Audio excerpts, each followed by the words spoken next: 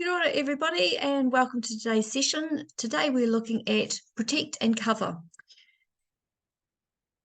So for many of you, you've saved hard, you've put some financial plans in place, and now let's make sure that you've put some really good cover in place for your family and whānau to ensure that you can survive a financial event.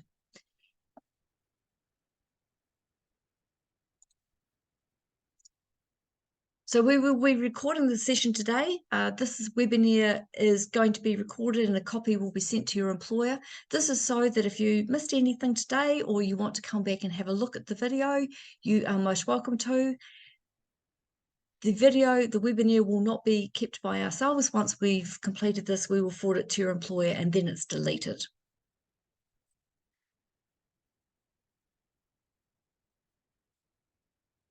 So tuia aranga, tuia araro, tuia aroto, tuia e whahu.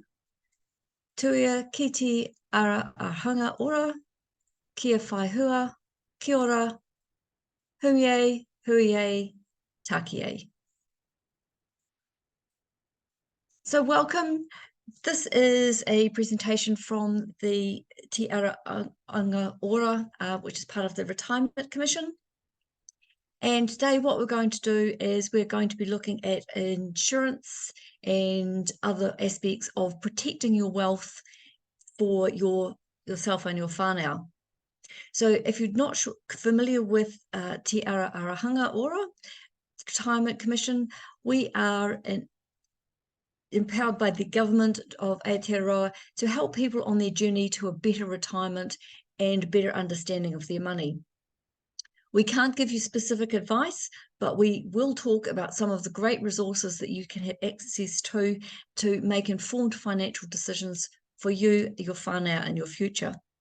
We do recommend that perhaps you take some notes, and you may like to take some notes of some actions that you would like to take after the session to help you on your journey for better finances.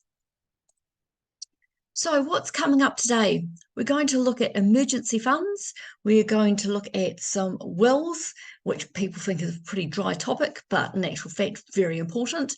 We're going to look at powers of attorney, what they are and whether you need one. And we're going to look at different types of insurance.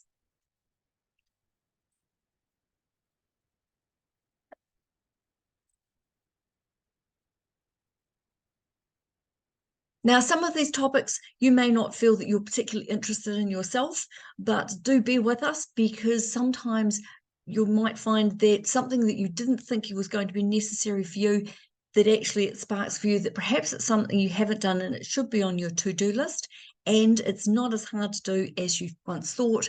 So do stick with us, even if there's something in here that you didn't actually think that you were going to be interested in today.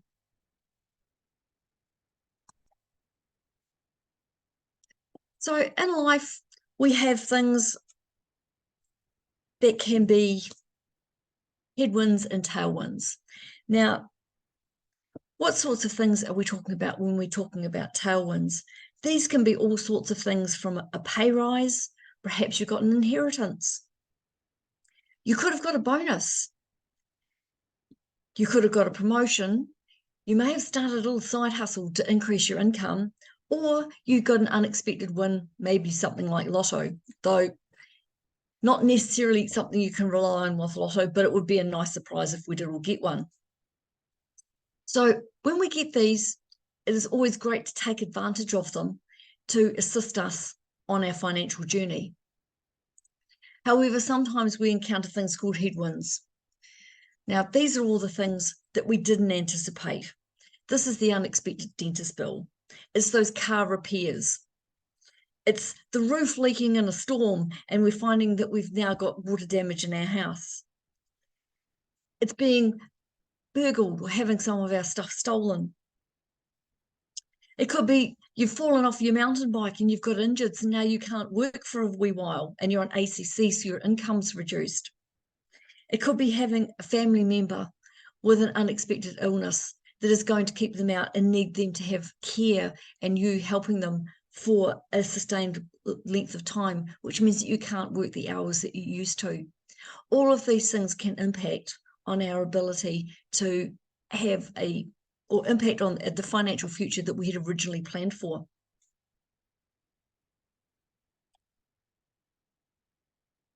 So think of it as like riding a bike. When you've got a headwind, you've got your head down, not looking forward as much, you're putting in more effort, but you don't seem to be getting anywhere as much as you had hoped. And then you have the other tailwind, which is it's nice and easy, you're cruising along, you're going faster than you anticipated. So think about this when you're actually planning for your future.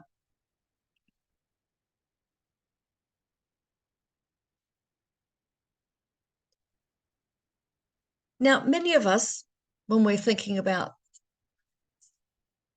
preparing to protect ourselves for our financial future, would consider having something like an emergency fund. Now, in our sorted site, we do have in the tool section some steps to help you try and determine what an emergency fund for you might look like. Now, this could be different and quite different for lots of people because there's lots of considerations as to what you might require as an emergency fund. So on TradeMe, sorry, jumped ahead of myself. So when we're giving considerations to what an emergency fund might look like for us, it could be we need to have some cultural considerations as to what might our obligations be to our greater whānau that could be an unexpected call on us to assist them with. Do we have some family obligations or expectations that if something happens, we will help out?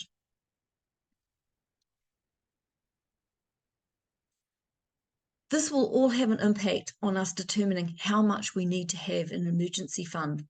For a lot of people, that might just be $1,000 that they want to have in a fund for things that they're not expecting to happen. But if they do, they know that they've got some money set aside for it. If you already have an emergency fund, you might consider, do we need to have a look or take a deeper look at what we might need to fund, and is it enough? Do we need to set up one to perhaps for family emergencies where all of our family contribute to us so that we can actually use this in the case where there is a family emergency, so everybody is contributing? This could be as easy as setting up an account that we all put $5 a week into over the long term, so that there's a pool of money should anybody in our wider whānau need assistance.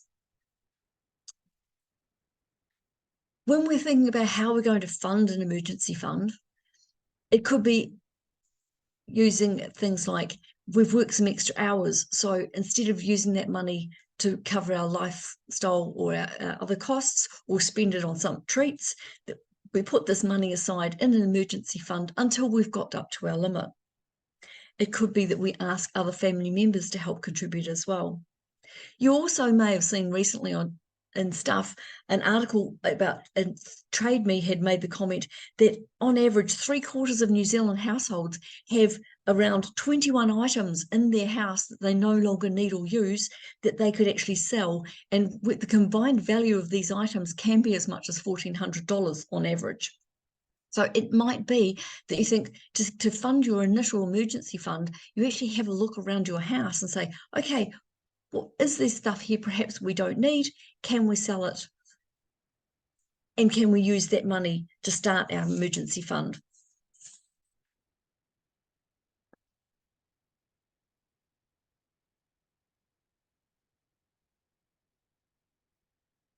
The next thing we're going to have a look at is wills.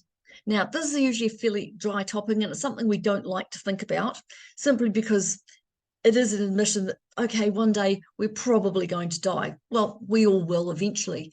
But what a will does is it ensures that your family has some clear expectations as to what perhaps you would like to happen to your belongings and assets if something happens to you when you die. It can help alleviate a lot of stress for the family because they're not having to wonder as to what your wishes might be. If you don't have a will, it can be very confusing and stressful for your family and your whānau that you're leaving behind. There are a lot of cases where people in this will have left, like famous people like Aretha Franklin and Prince, who died without wills. Now, these two people both died quite some years ago, and their families are still trying to sort out who should get the funds from their estates. They've been in court a long, long time, and they can't settle on it.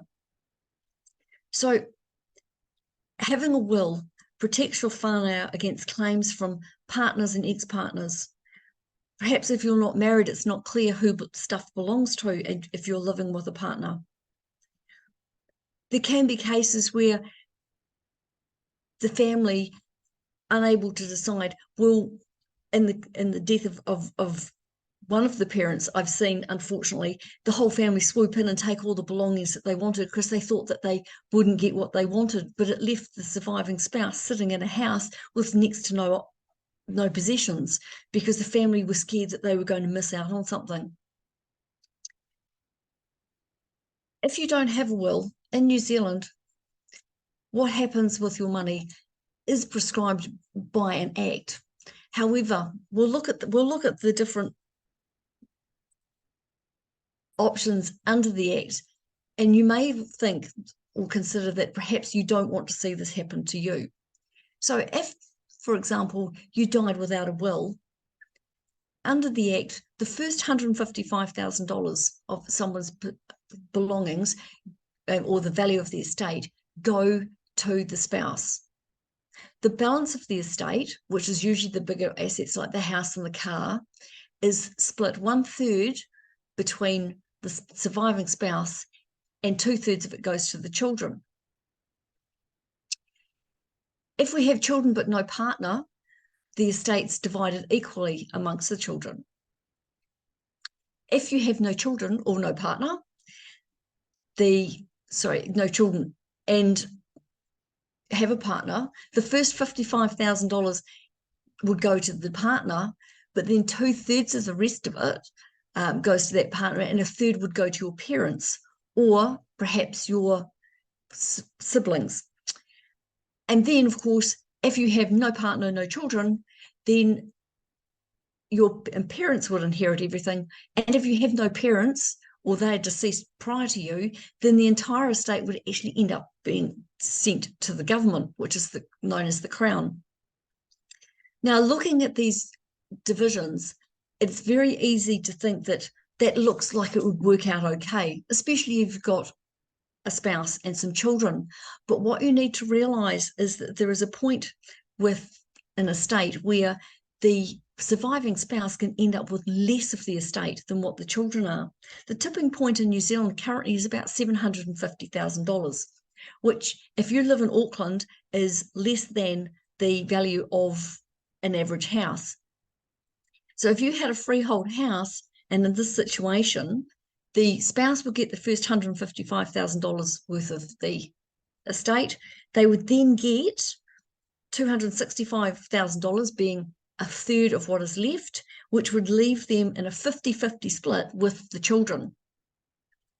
Once the property or the estate is worth more than $750,000, then the children would have a greater percentage of the property than the surviving spouse. Now, I have, unfortunately, in my banking career, seen a situation where the children outnumbered the mother by such an extent that several of them decided that they wanted their money out of the property or out of the estate of the deceased parent, and they forced their mother to sell her house so that they could get their money out. And because the mother had a lesser percentage of the estate than they did, she was outvoted.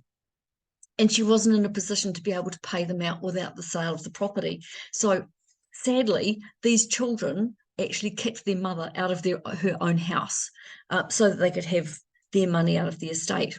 Now, you would never want to see that happen in your family or whānau, I'm sure. So do be conscious that it is a possibility, and because the value of the amount that goes to the spouse doesn't get reviewed very often, and in the current economic climate, this is a real possibility for people who have a significant estate and property if they have no will. Now, a lot of people think that wills are complicated and hard to get sorted. They're not really. Go and have a talk to a lawyer about getting a will, or if you've already got a will, when did you last revise it? Lots of things change over the course of our lifetime, and it's a good idea to have a look at your will and review it and see, does it still fit the purpose? Is this still what you would want to see happen with your estate? I had a friend who, when his mother died, found out that her last will was written in 1982. And that's very, very old. So it was 40 years old when she died. The relevance of it was not there anymore. Her belongings in the estate had changed a lot. She'd moved countries. Some of the people that she had left things to were no longer with us, and there wasn't provision for what should then happen. And as a result of her will not being revised, her children actually ended up with nothing out of her estate. So it is a good idea to revise them maybe every 5 years or so, or if you haven't looked at yours since you set it up, perhaps after the session in your action plan, you might like to just sit down as an action to just have a look over it and see if it's still relevant to you and your whānau. Making an alteration to a will is fairly straightforward. It can just be in the form of a letter attached with it, saying these are my wishes for the executor to act on. But do get some advice around this. They are fairly simple to put in place, and you can find information about them on the Sorted website. So if you're stuck and not sure where to start to get some advice, you can try Googling Lawhawk, or perhaps Justly, or the Te Hokianga e Waiora, and to get some advice as to where to start with a will or how to update the one that you've got.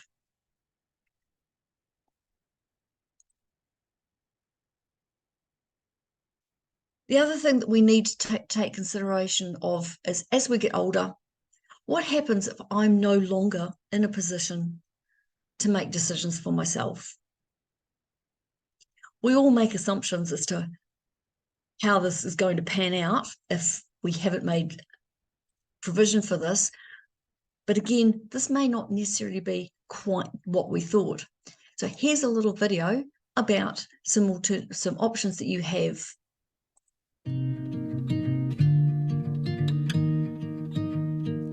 Have you ever called your power company to query a bill or make changes to your service?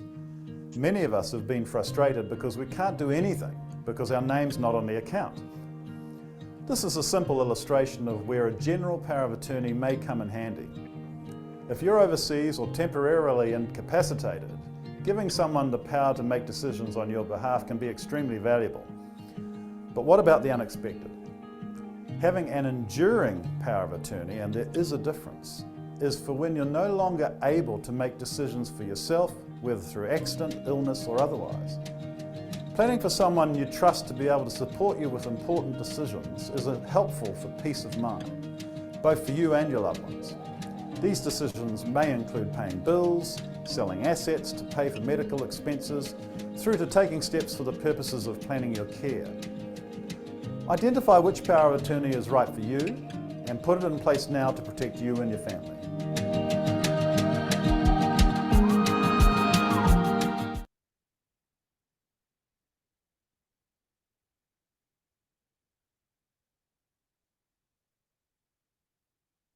So as you can see, there's two different types of powers of attorney.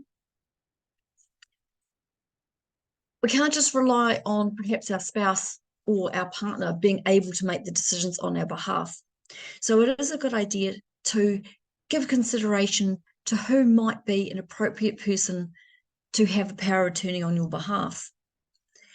Now, in the enduring power of attorney, there is no reason why you can't have more than one person who is appointed.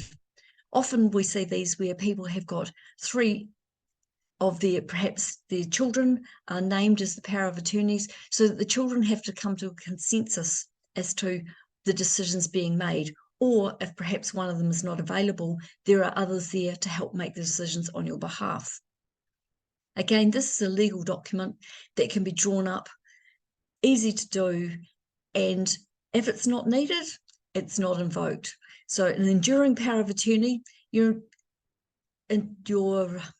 attorneys cannot act on your behalf unless you are unable to act for yourself, as opposed to the general power of attorney, where perhaps you might be away, but you need somebody who can sign stuff on your behalf. So perhaps if you were selling your house, but you had booked an overseas holiday and you were out of the country, then someone with a general power of attorney can still sign things on your behalf, but they must take direction from you.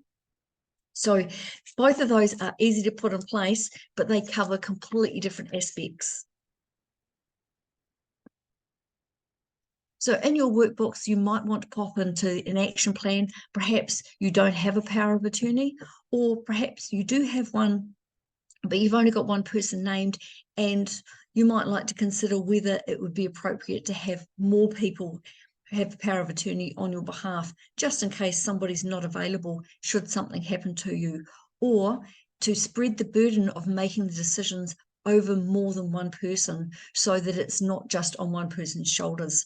Because making decisions on your behalf, if you are unable to by yourself, may be quite hard and stressful for one person. So you might like to consider whether it's appropriate to name more than one.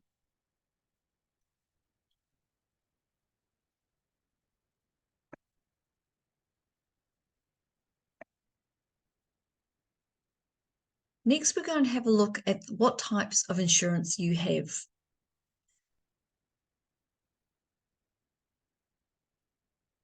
Just take a moment to consider what types of insurance you currently have.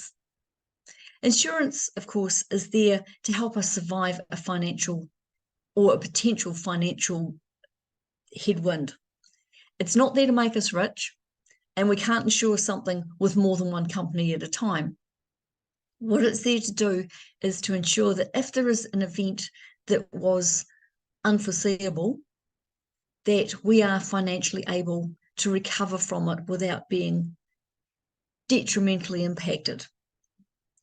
So when we're thinking about our insurance, what we're thinking about is what is going to be the financial impact to us, and what are we covering for if we have something that happens.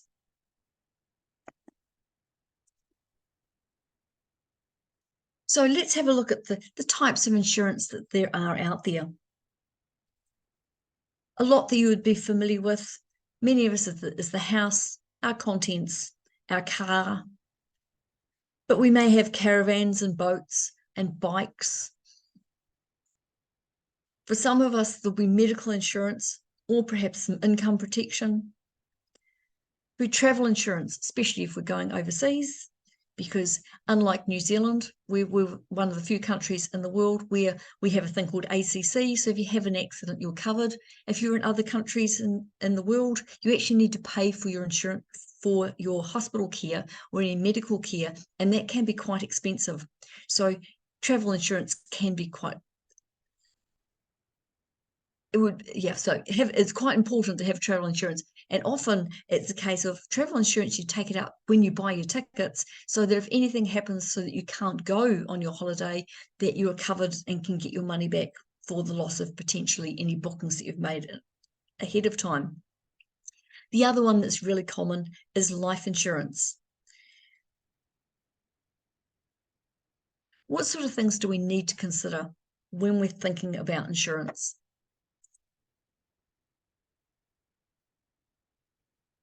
So if we're thinking about what can happen to our financial well-being over time, it might be, for some of us, having health insurance, especially when we're younger, and if we've got children, might be something that because it's cheaper when you're younger, is important to have, rather than having to wait on a waiting list at a hospital to get treatment.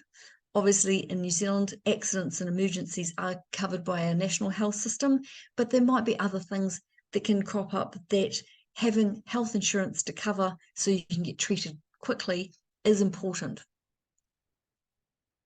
If you're unable to work for a while, having income protection insurance may be really important to you, especially if you only have one main breadwinner in the house. Trauma insurance, if you've never heard of it, is when you have an insurance cover. So if somebody is diagnosed with a critical illness or a life-ending illness, terminal, then what you can do is that you can get, instead of having to wait until the death of that person, you can actually be paid out so that the family can have money to help with treatment costs, to help with planning for the future, to help with their ongoing living costs whilst the person who's being diagnosed with the illness is being treated.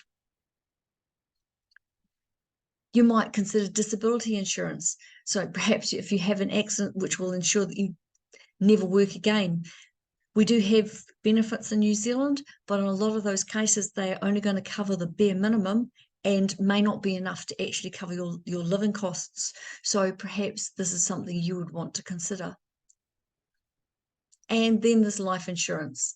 So for people who have a home loan and have young children, life insurance, most of the banks make this compulsory, but it might be that for you, this is something that is important, because if something happens to either of the partners, then ensuring that the other is able to stay in their home, be able to look after the children, whether that's stay at home, look after the children, or work part-time and still be able to look after the children, but ensure that there is enough cover to ensure that the well-being of the surviving partner and the looking after of the children. So having insurance, what it is there for is to keep you on track, to ensure that you can get through life without being financially disadvantaged should an event happen, especially an insurable event.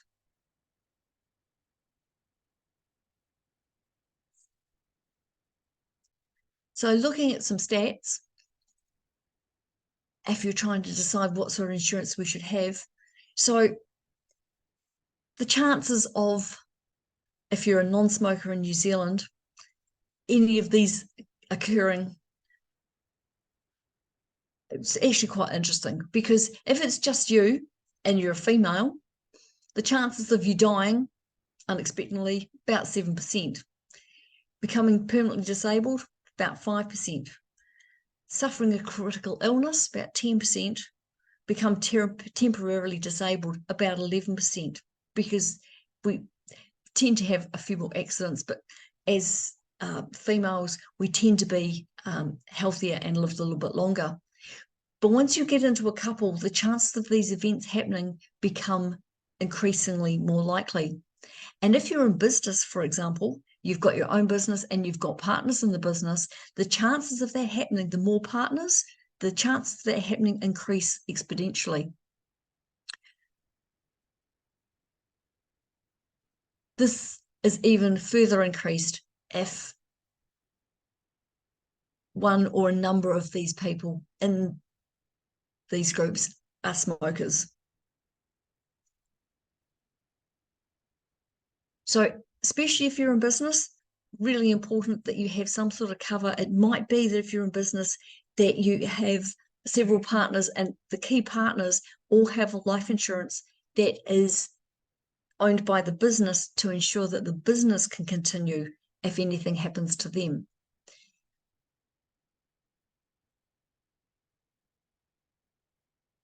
Interesting statistics and a bit sobering.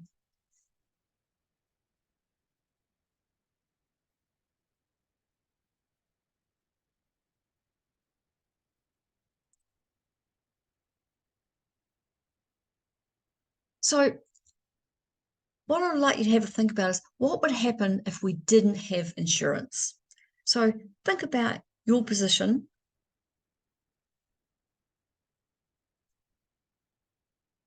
So if we had all the money in the world, we wouldn't need insurance. We could just protect our family, our money, our stuff if something happened. However, we've seen over the last 12 months in New Zealand, weather events that have caused things like people losing their homes. So when things like big items like losing your home, they're not something that we can recover from or fund ourselves. We normally need somebody else to cover this for us. But the thing that we can recognize is the more that we can protect ourselves, the less we need to actually cover by insurance. For example, if you're an older couple and your children have left home and your house is nearly paid off, you might have life insurance, but you may not need anywhere near as much life insurance as you would have done when you were in your early 20s, new home, big mortgage, young children. So over our lives, our insurance requirements do change. So it's a great place to start to review it, to find out if you're paying too much for insurance, or if perhaps you've got insurance for things you just don't need. Do remember, of course, that you can't insure the same thing with two different companies. If you do accidentally do this, and I have seen it a couple of times where people have accidentally forgotten to cancel the insurance for their house when they've changed companies, and as a result, they've paid two premiums. Because you can't insure one thing with two different companies, because you can't be paid out twice for the same event, for the same loss, what happens is the companies actually needed to, or one of the companies needed to refund the premiums. So just keep in mind, insurance is not there to make us rich. It's there to just help us recover from a financial event.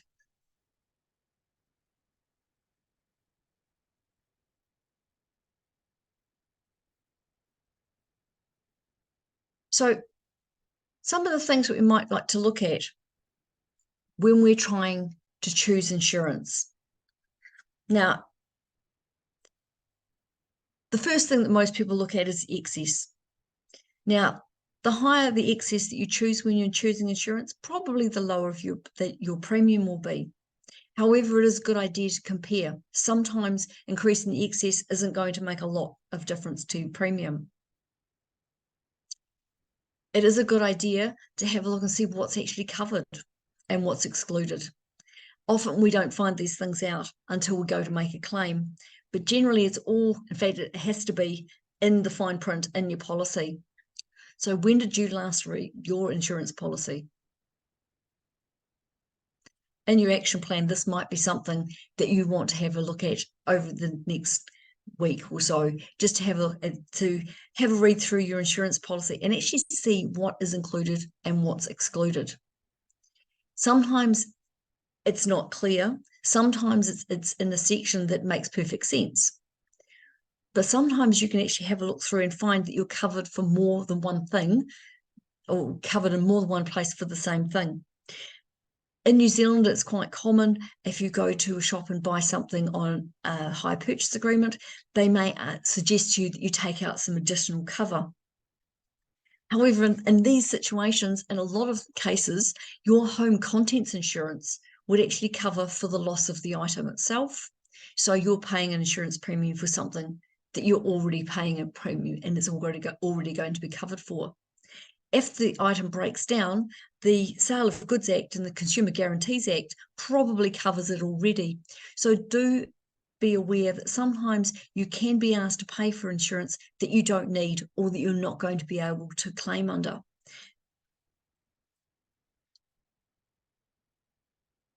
So if you can, get some advice about the insurance from a financial advisor, about the insurance that you might need. It might help you to identify exactly what your risks are and what insurance cover is best going to cover them. If you need to make a claim, it can also help for the claims to run smoothly if you've got a financial advisor on your side. The other thing we'd always encourage is to have a shop around. Always get a range of quotes from a range of different companies and then actually compare the policies to see if they are the same. Often one can look really good, but it doesn't cover as much as another. So do have a look through to see what's included and excluded in the policy. They're often complex documents, and they can be hard going to read, but do persevere, because often if you're not too sure what they mean, ask somebody who may be able to help you out. You may have someone in the family who understands legal documents. These days, of course, they should be written in plain English, but that doesn't mean to say that they're not confusing. You might try signing up to something that doesn't actually meet your needs if you don't read the fine print. Alternatively, you might be over-insuring and paying too much for premiums. The other good thing about shopping around is that we often put our insurance in place and then forget it. Recently, my mother moved house, and as a result, I started shopping around for insurance for her. Now, we all know recently house insurance has gone up quite significantly. And when I was going around getting quotes, I wrote a list of the companies, and I went in, same property, and the variation in premiums, in some cases, one of the companies was, the premium was less than half than a couple of the others that I got quotes from. And the reason being, as I found out, was that that particular insurance company in New Zealand was looking to increase the size of its book in that particular area of New Zealand. So what they were doing was they were undercutting and offering the insurance at quite a big discount. And this was without increasing premiums. The excesses for the account. So it does pay to have a shop around and review them every now and again.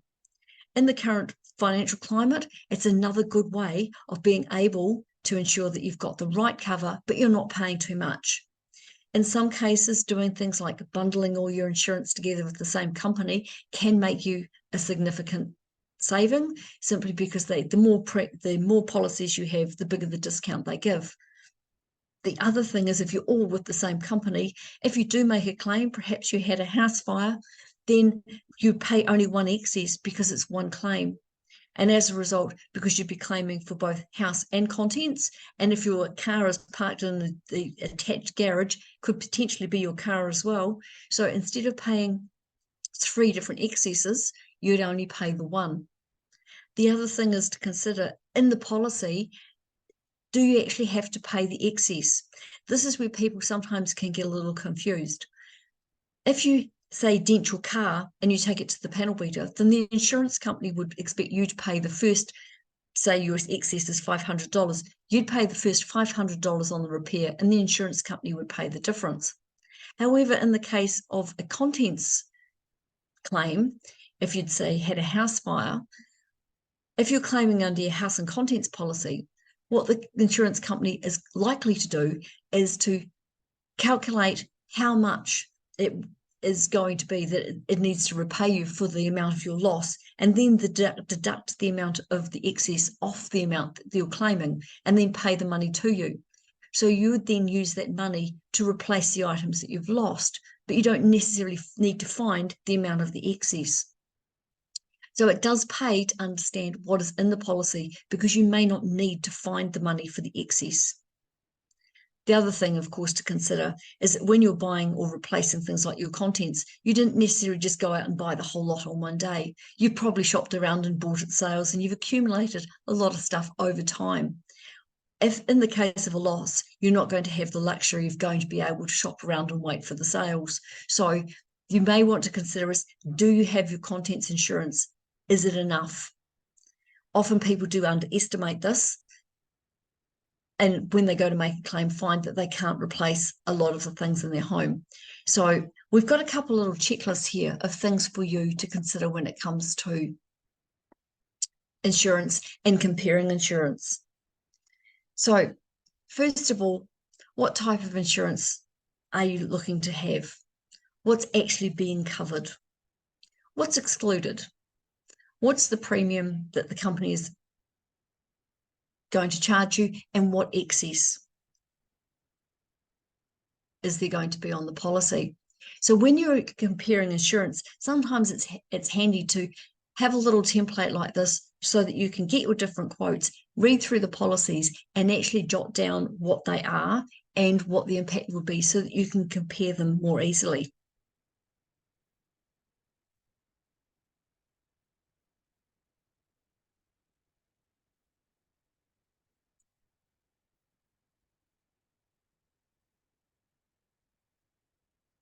So take note. So when was the last time you revised your insurance? And perhaps in your action plan, you would like to put down as an option that perhaps this is a good opportunity for you to review the insurance you've got. Now, in the sorted site, because we are using sorted tools, we do have on the sorted site, whoops, sorry, we've gone a little bit too far. In our guides, there is a section on protecting your wealth. And in the protecting your wealth, we have got some guides and information about insurance, insurance types, insuring ourselves, some information on wills, enduring powers of attorney, family trusts, insuring our homes, what happens if we lose a partner, redundancy, and some implications of separation. One of the things I did forget to mention with wills is if you did your will a long time ago and you have subsequently got married, marriage makes your will no longer, makes it null and void, which means it's no longer valid. However, if you get divorced, this doesn't do this. So it is a good idea to have a think about when did you last look at your will. But and I would encourage you to hop onto the sorted site and have a look at the guides. They do take you through into some interesting resources and good resources about what you need to consider, how the insurance works, what you need to do, what sort of risks you might be covering, and where you can go for some further information and assistance.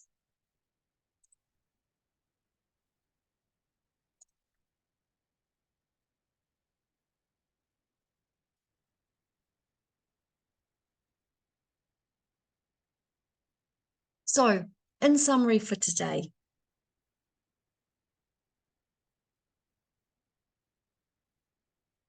an emergency fund. It's a great idea to have an emergency fund, but do consider how much do you need. You might like to put in your action plan to have a look and say, what do you need for an emergency fund for you, taking into account your family obligations, what could potentially happen for you, how long you would, or what you would need the fund for.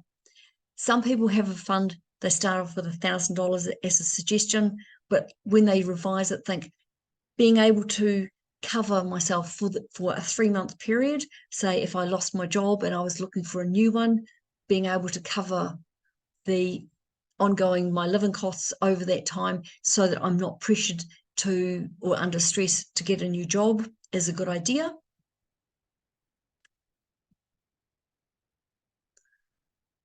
Revising your will. If you haven't got a will, and sadly lots of people in New Zealand don't have wills, this is a great opportunity to have a look at what you would really like to have happen should something happen to you. Give your family the certainty of knowing that there's been provision made so that it's clear what your wishes are to happen with your belongings, and to make sure that the things that are important to your family, the things from your heritage, family heirlooms, all go to the people that you want them to. And that might be that they stay in the family or they're passed on to a new trustee to be held in the family and passed on to future generations. Perhaps in your action plan, you want to consider setting up or revising your power of attorney.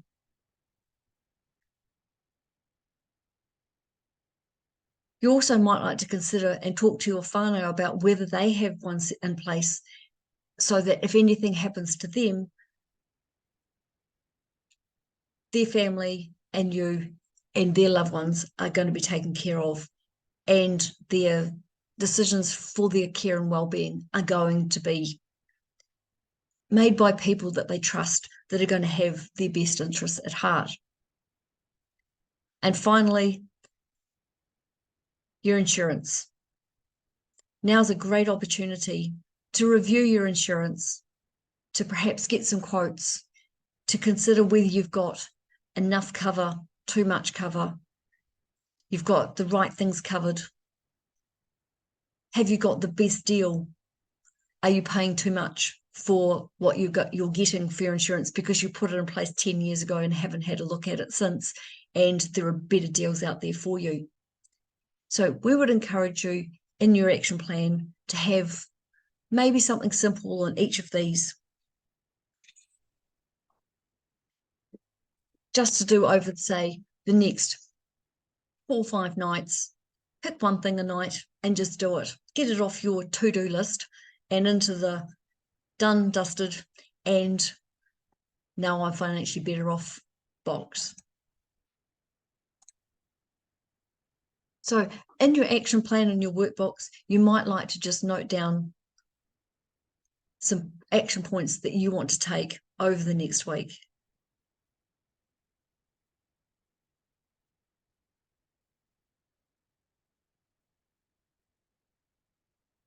So you've all taken the first step, of course. Today you've come along to the session to consider, how best to protect your well-being and your financial future. I would like to thank you for taking the time to do this, because I believe that it's a great way to ensure that going forward you will always be, as much as possible, in a stronger financial position as you can.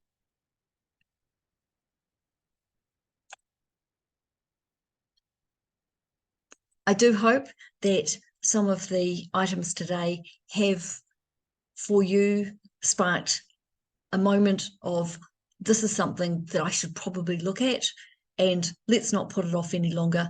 Let's grab the bull by the horns and actually do it. It's amazing how much peace of mind can be achieved by ticking off something like this off your to-do list. I would like to thank you all for taking the time to come along today.